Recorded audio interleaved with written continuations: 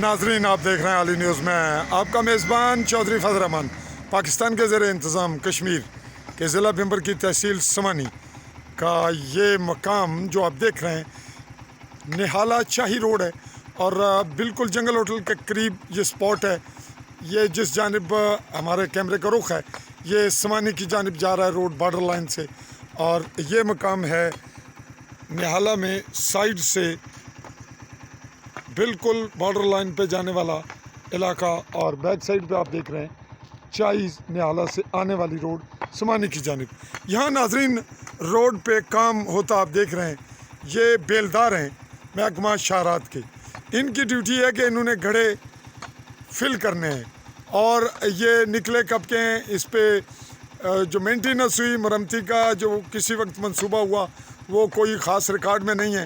یہ 22-25 سال پہلے جب یہ روڈ بنی، بلکہ شاید اس سے بھی زیادہ، تو دین بہت مضبوط بنائی۔ جس شخص پٹھان نے یہ روڈ بنائی وہ وفات پا گیا، اور اس نے یہ کہا کہ میں جو روڈ بناؤں گا آپ اس کو یاد رکھیں گے۔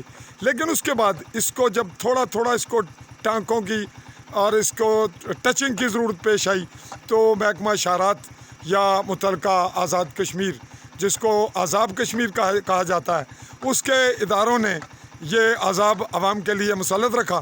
اور اب آپ یہ منظر دیکھ رہے ہیں کہ یہاں پہ یہ روڈ کی ہو رہی ہے مرمتی، اور اس روڈ پہ گزرے گی ٹریفک، اور بڑے بڑے گڑھے جہاں ہیں وہ پوری سمانی کی تمام سڑکیں یہی حال بتا رہی ہیں۔